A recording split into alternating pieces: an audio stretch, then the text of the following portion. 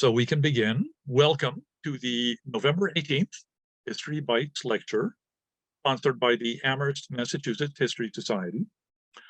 My name is George Naughton, and today we are hosting Mr. Eric Reardon, who will talk about his book, Managing the River Commons. In colonial America, rivers were not just important as a means of transportation. They also provided the seasonal runs of fish, shad, alewives, and others, which provided much needed supplemental protein for the colonists. But this seasonal food supply was endangered by the mills and dams the settlers built to harness the water power, so the farmers banded together to protest these structures, which would interrupt the fish runs. That is the story Managing the River Commons starts to tell. Mr. Reardon received his PhD in 2016 from the University of Maine, where he focused on New England's environmental history and the historic dimensions of fishery conservation in the region.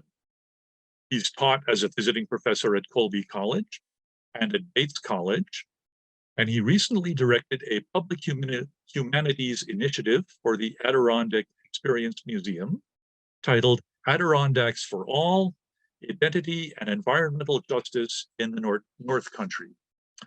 So please welcome Eric Reardon. Well, thank you so much, George, for inviting me to come speak with the Amherst Historical Society today. And thanks to you folks for tuning in to spend some time hearing about my book. I really do appreciate it. So I'm going to go ahead and share my screen. I have some slides and images that will pair with my talk. So just a little bit of background about me. I grew up near the Merrimack River, not too far from the once booming factory towns of Lawrence and Lowell, Massachusetts, where sort of repurposed mill buildings, hydroelectric dams, canals sort of gave a glimpse of the region's industrial past. And that sort of sparked an interest in, well, this is certainly an environment that's been shaped by centuries of human activity. And that sort of led me to wonder, what this landscape would have looked like prior to industrialization, how folks interacted and developed relationships with the land and water prior to industrialization.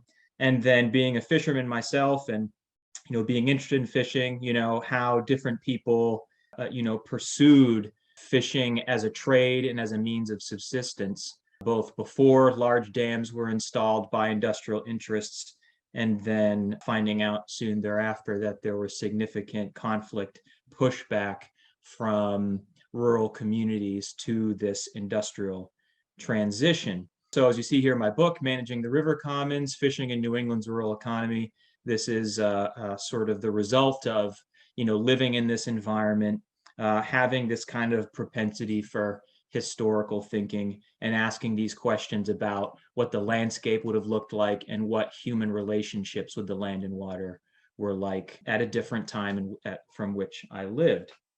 The other connection here is that for the past several decades, part of the environmental movement has been looking at dam removal, river restoration, repopulating New England and other places, freshwater ecosystems with native species of fish. And so there's efforts to clean up rivers, pollution, there's industrial legacies of pollution that's still ongoing, efforts to clean those up. And so environmental and conservation groups, indigenous nations, scientific managers, they've been looking at how can we restore habitat, bring back these native species of fish to their historic waters. And so my book argues that there's a deeper history of river and fisheries conservation that extends back to the colonial period in New England. And so just sort of a glimpse of what these environments, on the Merrimack River around Lowell and Lawrence look like today. But of course, it sort of occurred to me that, of course, they didn't always look this way. So here we have a map of New England's historic migratory fish habitat. On the left here, particularly for salmon, but where there were salmon, you could also find shad and alewives as well, another species of migratory fish. So anadromous fish, they migrate between rivers in the sea. They are born in freshwater ecosystems. They spend the majority of their lives in the ocean. Then they return to their natal streams to spawn the next generation. Up until the 19th century, they swarmed freshwater systems throughout the Northeast in astounding numbers. And if you were to go to Maine, to the Damariscotta River, to even the Penobscot River where I lived while I was doing my graduate work, and you witness some of these seasonal alewife runs that begin sometime around May, it really is one of these kind of National Geographic moments that really is kind of a sight to behold, of these fish kind of following their biological instincts to return to their natal streams to spawn the next generation. And as you see from the image here, they cluster in such fantastic numbers that, like I said, it really is a sight to behold. And even something that you can smell in the air. When I lived right on the Penobscot River, when the alewife runs were taking place, the smell of fish oil sort of would permeate the riverbanks, because alewives are a particularly oily species of fish. Schools of shad and alewives, they numbered in the millions on large main stem rivers prior to the installation of industrial dams.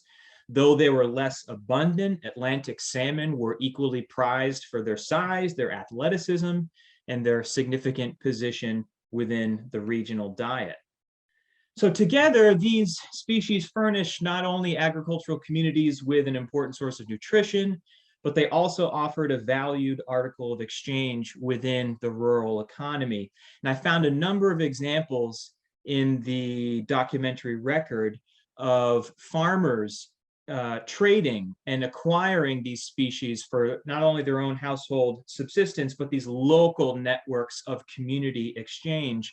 And one of my favorites came from this account book that I stumbled across from a gentleman by the name of Elias Robbins, who lived in a number of towns around Merrimeeting Bay in sort of the mid-coast Maine region. And he kept this account book from 1815 to 1845.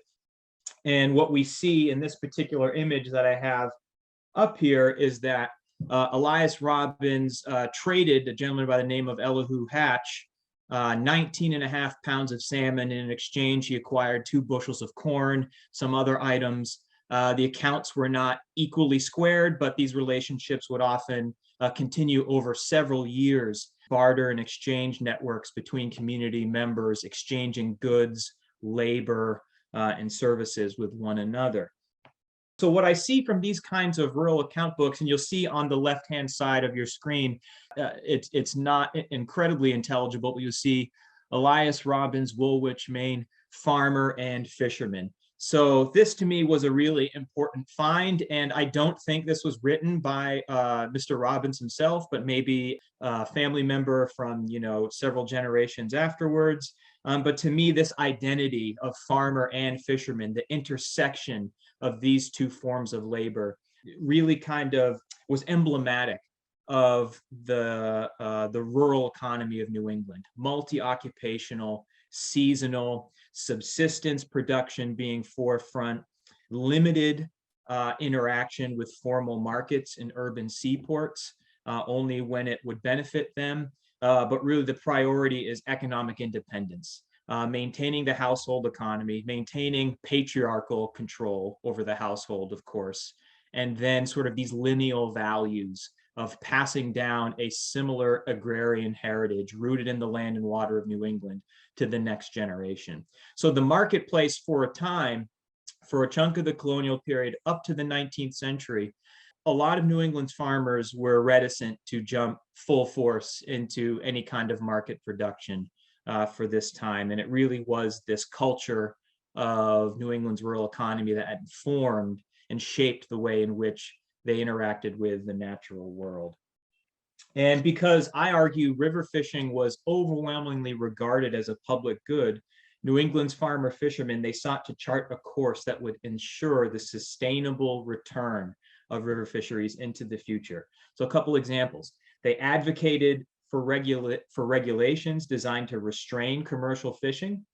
They compelled local small millers, grist millers, sawmills to open their dams during seasonal runs of migratory fish. And then even perhaps most surprising to me when I was doing this archival research, and probably surprising to some folks who choose to read the book, there was a time in which coalitions of farmers, fishermen, and small millers were able to marshal enough influence to actually defeat corporate proposals to erect industrial dams in the early 19th century. So something that I don't think a lot of the general public or even a lot of historians thought would have been possible. The idea that a sort of a corporate initiative to install an industrial dam in, say, 1801 would elicit the kind of response from farmers, fishermen, and small millers that they'd be able to actually frustrate and defeat the ability of industrialists to essentially monopolize and take over large main stem rivers. Overall, what I see here is farmer fishermen asserting a traditional vision of resource rights rooted in the culture of the commons. So from the colonial period to the early 19th century, agrarian fishermen partnered with state legislators to extract significant concessions from commercial fishers within the tidewater and then within upland and inland spawning territory. They placed limits on the duration of the seasonal weir fishery. I'll talk a little bit about these kinds of commercial gear in a moment. Weirs within the coastal estuary, and then the use of large nets called seines above the head of tide all the way up to headland waters. And the legislative record reveals New England's farmer fishermen working to manage river fisheries for sustainable returns before rising and finally commercial and industrial pressures undermined the ecological balances that sustained these seasonal anadromous fish runs.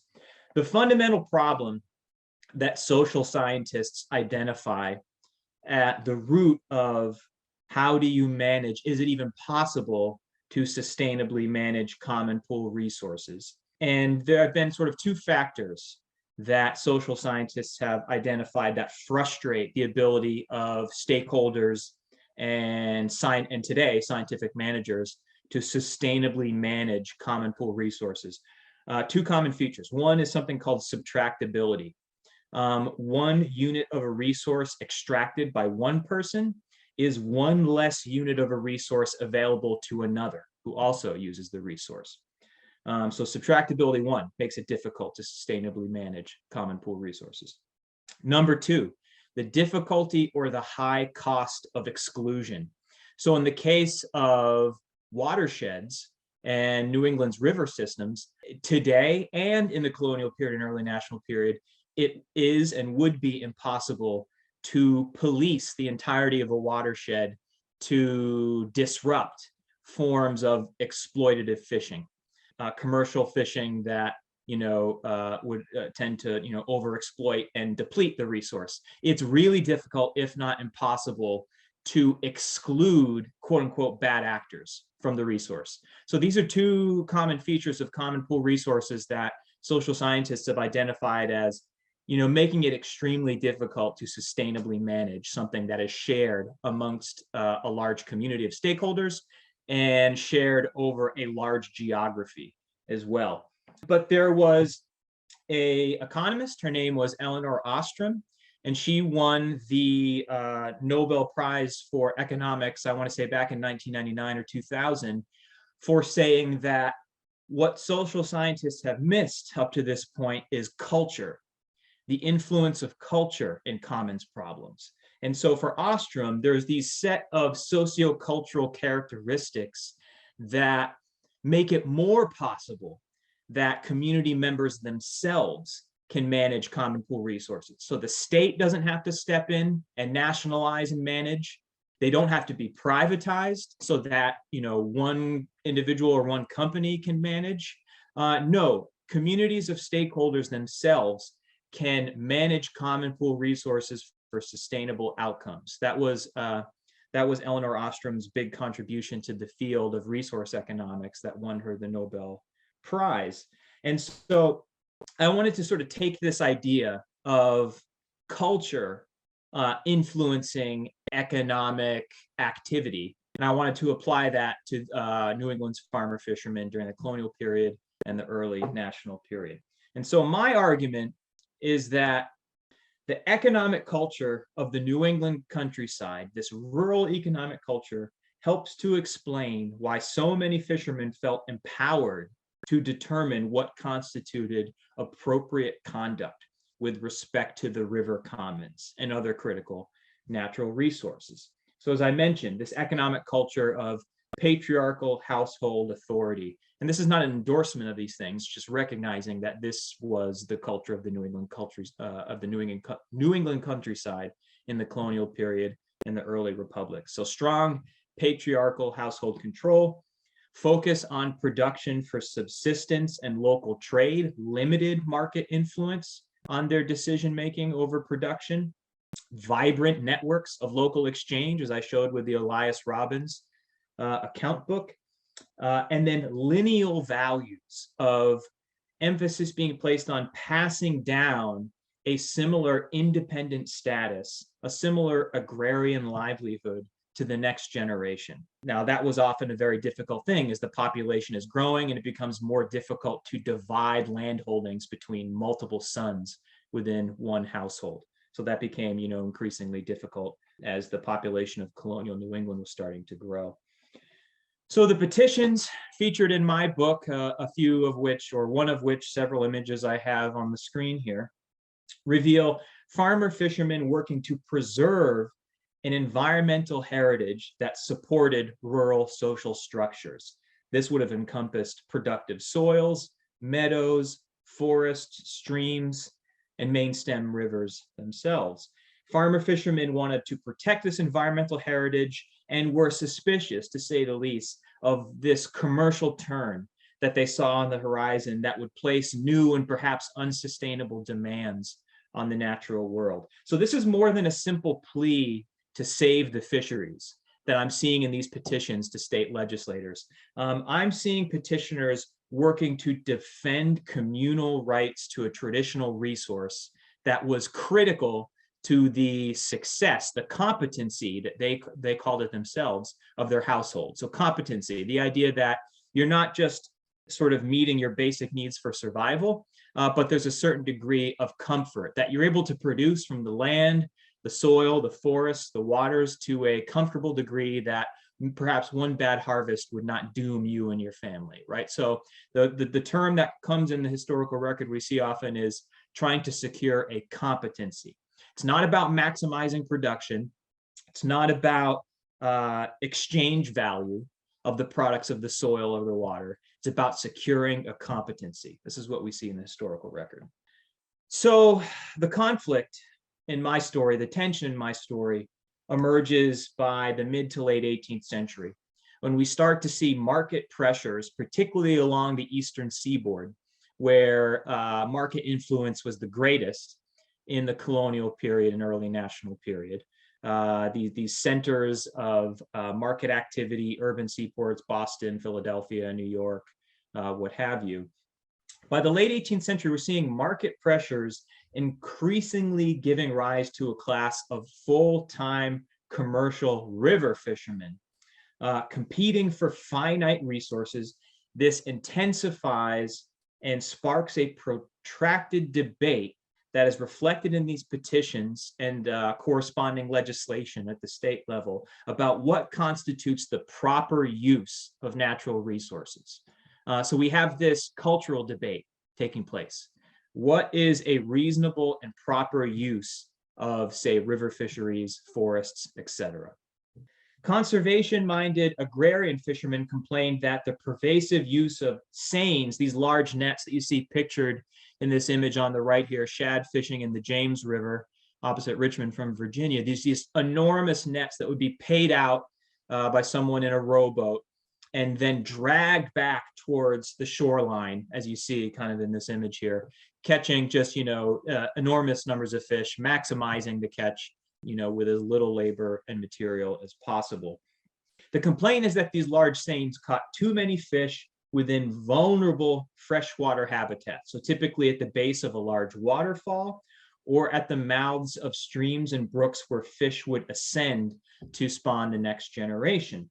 So the idea is that you're sweeping too many fish from these vulnerable locations where they would cluster to get over these natural obstructions like waterfalls, or you're taking them from these vulnerable locations at the mouth of a stream or brook where they need to spawn the next generation in order to have them return the following year. So the feeling that commercially oriented fishermen, merchants operating out of these urban seaports, and then sometimes small mill owners as well, were abusing these resources, but also depriving their fellow citizens of rights of access that were established in English common law and custom. And so we have a nearly century-long grassroots campaign to petition state legislators to pass laws to disallow some of the most abusive practices of the commercial fishermen and ultimately conserve and sustain these fisheries. The word that comes across in, that's echoed in the petitions, these historical records, is preserve, the preservation of these fish runs and fisheries. So not preservation as we would understand it from a 20th century perspective, they're using the resource. But, you know, I think something that's not altogether different from, you know, the way we understand conservation today, wise use. So a couple examples from my book I just wanted to discuss here that I think, and then by the way, so seines above the head of tide would be often used by these commercially oriented fishermen that you see on the right. And then weirs typically was the gear, the fixed gear of choice of commercial fishermen within the estuary, the tidewater of these rivers. So let me show a diagram and then I'll go back to this image here. So here's a diagram of a salmon weir on the Penobscot River. So you see sort of a fence-like structure on the left-hand side of your screen that would funnel fish into these increasingly small pounds. And then you let the tide go out, and then you simply walk into the muddy tidewater bottom and just sort of, you know, net fish out of these pounds. So it's a fixed gear, stays in one place as opposed to mobile gear of these seines. But once again, the goal is the same: maximize the catch, maximize production. So here's the tension: the rural economic culture of production for subsistence, local trade, household economic independence, competency, and then this emerging market commercial interest, you know, focused on the coastal urban seaports, you know, maximizing production, looking towards the exchange value of natural resources as opposed to you know, the ways in which these collections of resources contributed to the economic independence of a household. And just to show you how much commercial pressure these productive locations would get, and once again, it's difficult to see in this image, but you'll see this is a map of Penobscot Bay from 1872 to 1873, a little bit outside the chronology of my book project, but I think goes to show the continued commercial pressure of these fishermen in the tidewater. Each little tick mark that you can see on land there abutting Penobscot Bay and then the lower Penobscot River represents a weir. So I think I counted something like 119 weirs when last time I tried to count these little tick marks on this map. So just incredible commercial pressure that, you know, it didn't take someone, you know, who was you know, well versed in the science of fish population dynamics or migration to understand that you're simply taking too many fish out of the water. They can't spawn the next generation. And then this was something that farmer fishermen from their own experience understood, you know, 50, 60 years before this map here. So a couple examples from my book project that I think illustrate some of the ideas that I'm talking about here. 1803, townsfolk from Bradford, Massachusetts, residing on a tributary of the Merrimack River, complained that overexploitation of the local alewife fishery by a few fishermen would, I quote, prove very injurious to the present and future generations, end quote. 2 years before, 1801, the town of Bradford objected to the installation of a large dam at Pawtucket Falls on the Merrimack River. They pointed to, and I quote, the importance and very great advantage that the present generation and much more that of posterity may derive by the passages for the fish that usually go up Merrimack River being kept clear. So what I see here is that's really fascinating to me is that petitioners are not just expressing concern for their own immediate interests, but for the future survival of a critical natural resource, anticipating and appreciating that unsustainable fishing might undermine their ability to pass on a rural economic agrarian heritage to the next generation. So these fishermen acknowledged a fundamental principle here that future generations should not be forced to adapt to degraded environments due to the short-sighted actions of their predecessor. Historian James Henretta argued that farmers at the turn of the 19th century strove to preserve a rural livelihood for their children, passing along an inheritance, and I quote, rooted in the land.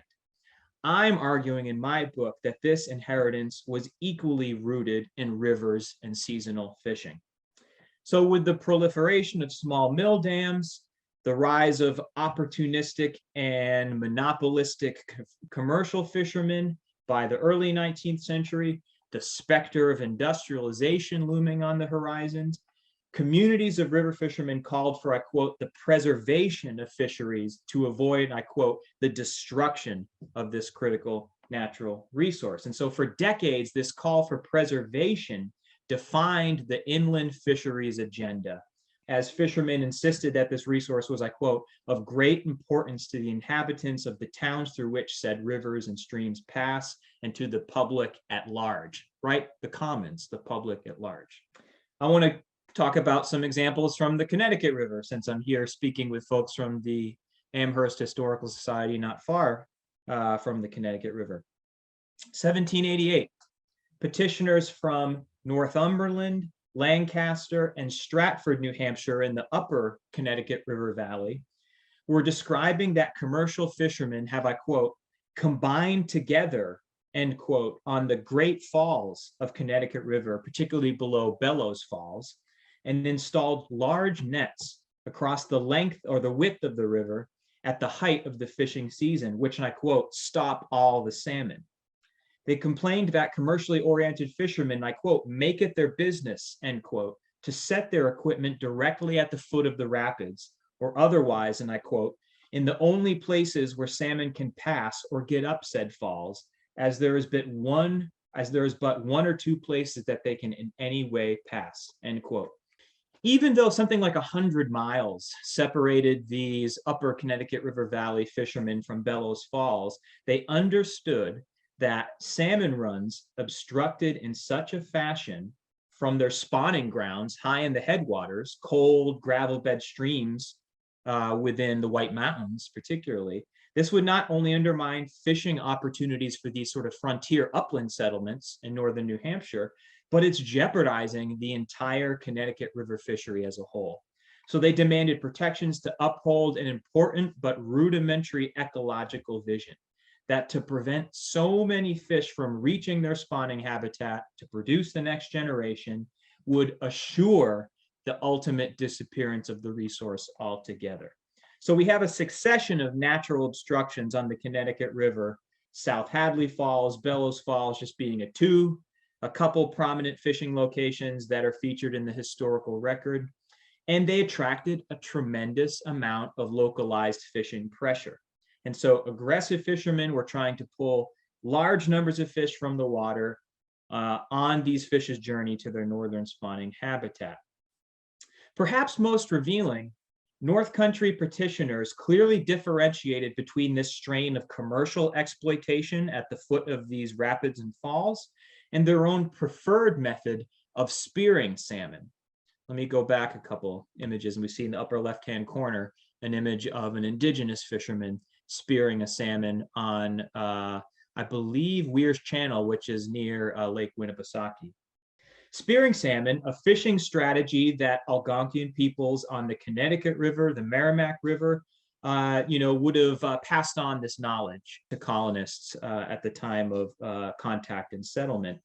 Fishermen explained that historically, quote, persons among us used to stab with their spears 18 or 20 salmon in a night, but now scarcely is there a salmon to catch, end quote.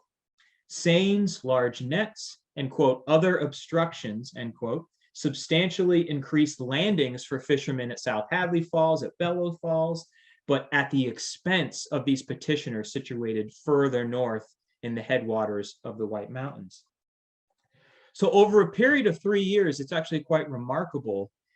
These petitions got the attention of state legislators to the point where policymakers in Massachusetts, Connecticut, New Hampshire, and Vermont, all states that border the Connecticut River, where the Connecticut River would pass through, came to something of a consensus about how to enforce regulations that would tamp down on some of these more abusive and exploitative practices.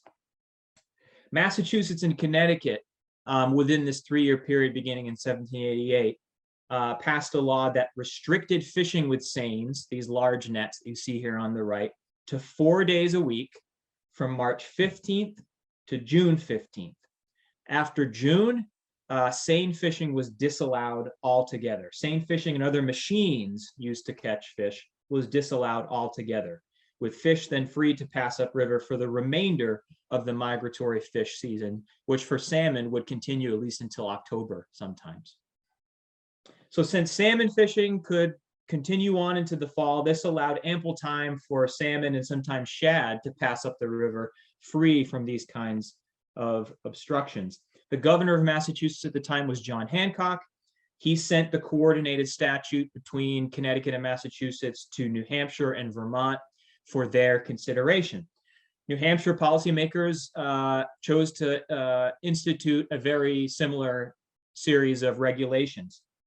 They restricted seine fishing from March 15th to July 15th. So they allowed a month of seine fishing on the back end of the season, with the understanding, I imagine, that salmon and shad are closer to the northern reaches of their migrations. So maybe another month of open season fishing in the northern regions of the Connecticut River would be appropriate. Before that, while Vermont was still an independent republic, they took a very hardline position with seine and large net fishing. 1787, the Vermont General Assembly passed a comprehensive law governing all waters within their borders, and they declared that, and I quote, "No person or persons whatsoever shall by wares, hedges, seines, or any other encumbrance, or any means whatsoever, obstruct the natural course of the passage of fish in the spring or proper season of the year, up or down any river in this state," end quote. So these states aren't passing these laws of their own accord. They're doing it because of these campaigns, these pressure campaigns from farmer and fishermen, because they're calling for these regulations that they want to see reverse the declines that they're witnessing of migratory fish runs. So there's this ideology of open access, of equitable distribution, a rights-based understanding of common resources that shapes the character of agrarian fishing, as communities of farmer fishermen are seeking to protect a traditional relationship with the environment. I want to leave some time for questions, but I also want to talk about this story of resisting the transition to a manufacturing economy and industrial takeover of the region's large main stem rivers, something that we see the legacy imprinted on the landscape today in places like Western Massachusetts on the Connecticut River and on the Merrimack River in northeastern Massachusetts. So if commercial overexploitation represented a threat to traditional agrarian river rights, then the looming shadow of industrialization threatened to fundamentally transform New England's river ecology and essentially shut out New England's inland agrarian fishermen from being able to access these traditional fishing locations. So in the early 19th century, agrarian interests formed coalitions to reject corporate river development, to reject the installation of large main stem dams, and work to protect and preserve this traditional vision of river rights. They resisted the transition to an industrial economy, and when controversial proposals to construct these large dams threatened to bury or drown fishing grounds beneath these massive reservoirs that you can see behind the falls on Merrimack River at Lawrence, rural communities called on state governments to intervene.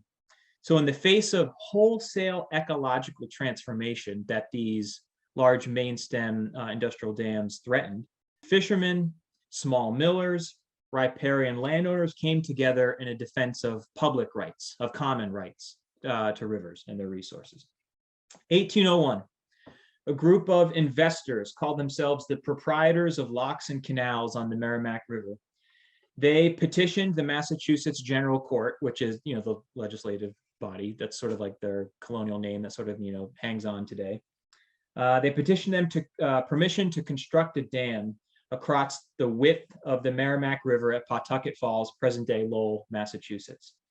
Petitioners downriver, the town of Bradford again, which I referenced, denounced, and I quote, the selfish motives to obstruct those passages for private emoluments, and at present among the most destructive of those plans, end quote. This language, it seems to me, is farmer fishermen interpreting this proposal as a struggle to secure traditional communal rights from corporate impositions. That's what I see here. I see a zero-sum conflict here, essentially. What is the good of the one side is not the good of the other. Zero-sum conflicts between community and corporate interests that would further inflame, really, the socioeconomic divisions that would continue to widen with this new industrial age. Fishermen from Dracut, Massachusetts, not far from present-day Lowell, worried that, and I quote, the gratification of the avaricious feelings of a few individuals might supersede the public good, end quote. Again, I'm seeing here tension between community and individual rights standing at the forefront of these kinds of resource conflicts. They're arguing that access to the Merrimack River fishery was a matter of common law and custom, emphasizing a firm precedent established by more than 100 years of settlement in the valley that extends all the way back to English common law that mandated that no one person could obstruct migratory fish runs. They're operating in this context in order to resist this call for an industrial dam at Pawtucket Falls. In the end, what's fascinating is this campaign of petitions, this pressure remonstrating against the proprietors of locks and canals on the Merrimack River, successfully defeated this proposal to erect a corporate dam. As I mentioned, this is 1801. So industrialization is starting to sort of pick up steam in the United States, and yet they don't yet possess the requisite political influence to essentially have their demands met by the state legislature. Another event, May 1812, John Ford was a large landholder, a mill owner, an entrepreneur, once again operating under the auspices of two different corporations, the proprietors of the Pawtucket Canal and the Middlesex Canal, once again seeking permission from the Massachusetts legislature to construct a large dam across the width of the Merrimack River, once again at Pawtucket Falls. Again, several towns spoke out in outrage and identified what they understood to be a thinly veiled effort to capture a public resource for private interests. So there's some kind of like very interesting early kind of anti-capitalist ethic that I see kind of operating here. Petitioners from Chelmsford, not far from present-day Lowell, understood that this proposal was calculated to, and I quote, accommodate two rich and wealthy corporations at the expense and injury of many honest and industrious citizens. I see what here a pretty bold defense of class values, appealing to these suspicions that while industrial promoters are putting this vision of, shared economic prosperity as a result of, a new manufacturing economy, petitioners are saying, well, it will have a corresponding effect of undermining our traditional resource rights and undermining the traditional rural subsistence economic culture. Disconnected from the resources that sustained, I quote, the honest and industrious citizens of the lower Merrimack River Valley, rural communities demonstrated a keen sense of the shifting currents that might potentially favor a new manufacturing class. Like every petition from the previous 20 years, fishermen reiterated that salmon, shad, and alewives, and I quote, are of great value to the town and adjacent country, and the business of catching them is of a great advantage to the poorer class of people. And should the dam prayed for be erected, in a very few years, no fish will be caught in that river, end quote. February of 1813, John Ford withdraws his petition. So once again, fascinating to me that this pressure campaign was able to overcome this effort to take over and monopolize the waters of the Merrimack River for a new manufacturing economy. But we have two proposals to industrialize the Merrimack River within the span of 12 years. So this is an unsettled issue. And as I think we all know, who prevails in the end over time, right? So between 1783, 1820, state legislatures are responding to the requests of rural communities with laws that are crafted based around local concerns. They're settling disputes between fishermen and local mill operators. They're placing substantial limits on commercial fishing operations. They're even rejecting corporate proposals to install industrial dams. So for a time, state legislatures are a strong ally in the defense of rural farmer fishermen. They're responding to the petitions of these communities with legislation derived from locals who understood the intricacies of their rivers and streams. The evolving nature of river and resource rights discourse at this time points to a process of experimentation in which farmer, fishermen, and state legislators are working to identify the correct balance of regulations that would succeed in preventing the monopolization of this resource by commercial fishermen or part-time opportunists who sought to maximize their catch at the expense of future returns. What ended that period of experimentation, of regulatory experimentation, was the eventual victory of industrial interests in essentially winning the day and articulating an argument that this is the economic future of the region. We can employ people. Wage labor is the future of the region, something that New England farmers were initially incredibly suspicious of, if not outright hostile to. The idea of selling your labor away, you're therefore selling your economic independence, which was sort of doing political violence to oneself as well. But as we all know, the Boston Manufacturing Company, the Massachusetts Manufacturing Company, these early industrial interests, they're able to successfully convince state court systems and the state legislature that, this is the economic future of the region and of the country. Like I said, these are zero-sum conflicts, as we see from the wholesale ecological transformations that resulted from their victories. So over the past few decades, river restoration has emerged as this core issue embedded within the environmental movement. The conservation organization American Rivers proclaimed that 2011 was, and I quote, the year of the river. They made this designation as a result of several different dam removal projects in the United States and the corresponding restoration of habitat for native species of fish. In fact, the state of Maine provided important momentum for this push to reconsider the ecological impacts and utility of dams today. Dam removal projects on the Kennebec River, the Penobscot River have demonstrated that native anadromous species are incredibly resilient and they're poised to reclaim their place within their historic ecosystems. And there's good reason for all the public attention that's devoted to river conservation and dam removal.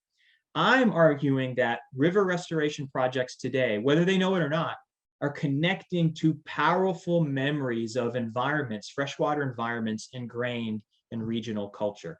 They offer hope that the conditions that once supported healthy rivers are once again within reach. So as you see from this image on the left here, Penobscot River Restoration Project habitat for sea-run fish prior to the removal of several dams on the main stem of the Penobscot River, and in the aftermath of this ambitious project of dam removal on the Penobscot River, nearly 1,000 miles of habitat opened up to anadromous sea-run fish.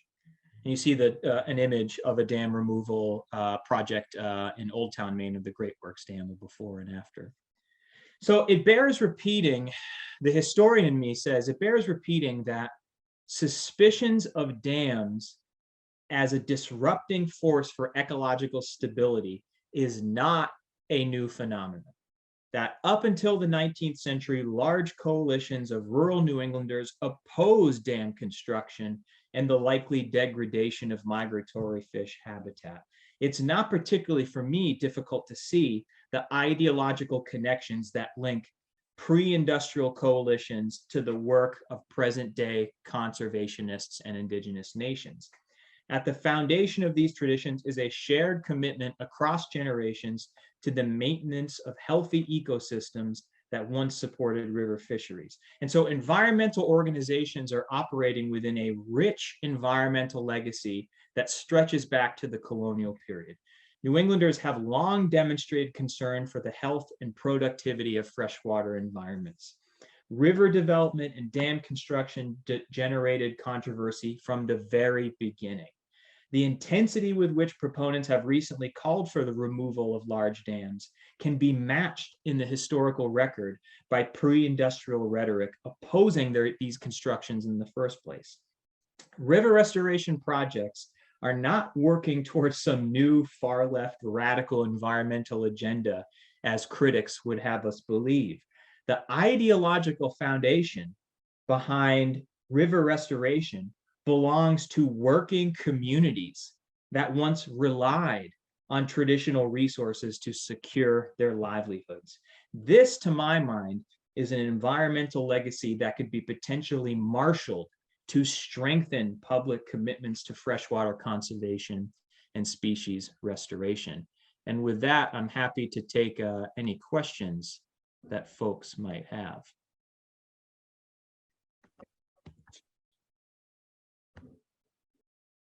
As we unmute, does anyone have a question? I found this fascinating. I'm wondering when you talk about English common law, are there analogous things that happened in England with industrialization? You know?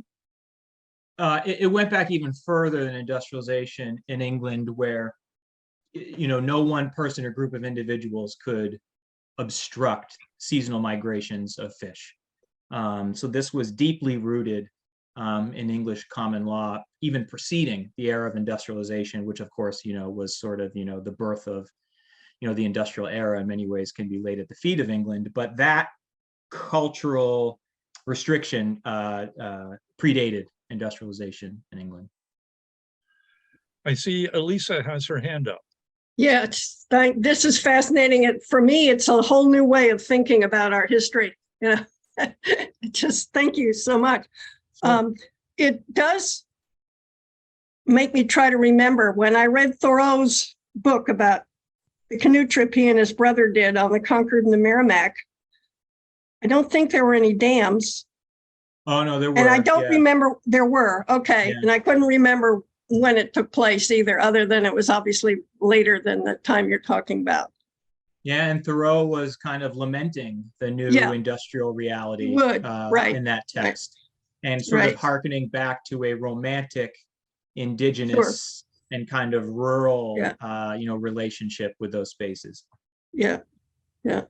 Now, fascinating. I also, in terms of industry, years ago, I read a book about the coming of industrial order in Massachusetts, which I can't see, but anyway, it's set in southeastern Mass, which was also an area of early mills and things like that. And one of the things I remember, speaking of patriarchy, is it gave farm girls an opportunity to leave home. And while we tend to think of mills as horrible places to work, and by our standards, of course, they certainly were, it did give young women an opportunity to get away from Papa. So there's no question that it was something of a double-edged sword, because an opportunity to earn one's own wage certainly meant a degree of independence that young women were not afforded in the past. And yet we know today that there's no question that they were, incredibly exploited. Their labor was incredibly exploited. They were subject to all sorts of unsafe working conditions, long hours. And possibly rape or whatever, right? And I used to tell my students that, for those of you who work or who go out into the workforce and enjoy the fact that you have a weekend, that you have an 8-hour workday, that you have to be compensated for overtime, you can thank women for that, because they were on the vanguard of the early labor movement of striking and demanding for, fair conditions and treatment and wages. Yeah, So bread something and- of a double-edged sword, yeah. Yeah, bread and roses. And then Yeah. there's a fascinating article and I think book that came out. Chad Montree, University of Massachusetts Lowell, wrote about the Lowell mill girls and them writing back to home about, missing and longing for the sort of the bucolic and the kind of Mhm. Arcadian landscapes that they came from, sort of Right. romanticizing, the idea that we live in a place here that is the built environment and it's a Right. human modified environment, and our access to fresh air and nature has been compromised, right? Sure. Yeah. Yeah. Yeah. But I really had no idea that getting the quantity of fish out of the river was so important to the white settlers. I knew it was important to the indigenous people, but I didn't realize that the farmers depended on it so much too. As I mentioned, there was an interest in having kind of a diverse subsistence base, Yeah. right? That where one fails to provision, you hope you can make it up in another source.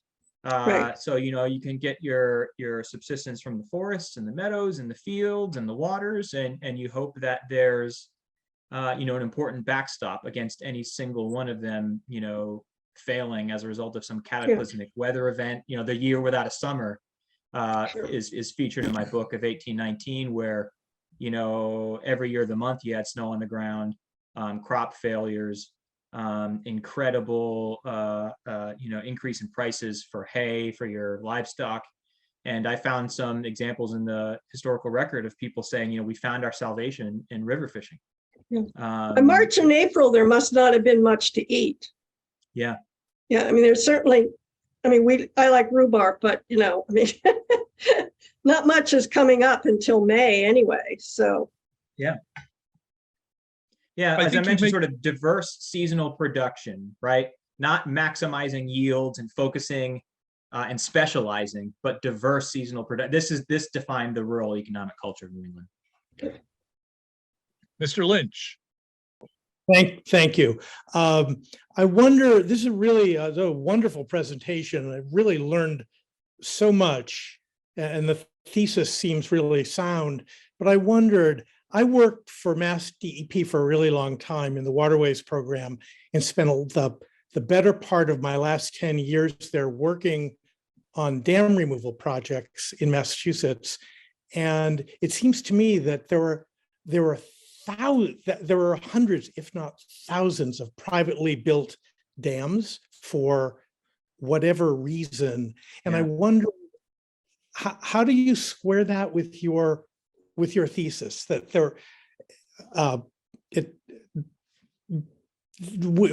it'll be 100 years before we can get rid of all of our dammed streams in Massachusetts? At the end of the day, it's a historically contingent argument that there's a certain time and place and set of historical conditions that permitted these coalitions of sort of rural and agrarian interests to make their case to state legislatures, right? And then, as we know, history changes and conditions change, right? And so we start creeping into the 19th century, and these large corporate interests are starting to prove the concept, so to speak, right, of industrial mechanized manufacturing, right? Highly capitalized, hierarchical corporate bodies, using the latest technology to capture the kinetic energy from flowing water. So there's technological progress, there's sort of a new economic culture of these highly capitalized corporate bodies. And, as I think we know today, that economic power tends to intersect with political powers in some pretty insidious ways, right? And so as manufacturers are proving the concept, they're reaping in massive profits. That's tax revenue for states. State courts start to apply colonial era mill acts. The mill acts from the 18th century, early 18th century, which mandated that small mill owners, grist mills, sawmills, what have you, fulling mills, if they did damage to seasonal fish runs, or if they flooded someone's property with their small mills, they were mandated to offer compensation to those people, right? So the sort of these new manufacturing entities were quite clever in appropriating the language of the Mill Acts for a completely different form of manufacturing, right, than what we saw early in the 18th century, small scale, individually owned and operated, to what we saw, with, wage labor, massive facilities, using the latest technology. So we have improvements in technology. We have the clever reappropriation of colonial era court precedents, legal precedents. And we have money and power, right, starting to coalesce around this idea of the nation's interests will be best served if we determine the best use, if we are permitted and allowed to determine the best use of the region's waterways. So it's a process, as with anything in history, right? It's a progression. Does that address your question? Yeah, no, it makes perfect sense to me that as time goes on, that the conditions change, Yeah. and sort of contingent upon those sources of collective power that can change local communities' actions and behaviors. Yeah. So the resistance was still there, but it just wasn't given as much credence, as we creep into the 19th century. But like I said, one of the more surprising things that I didn't really expect to find was that in 1801 and 1811, the two examples I can find, I have to assume there are more, I wasn't able to find them.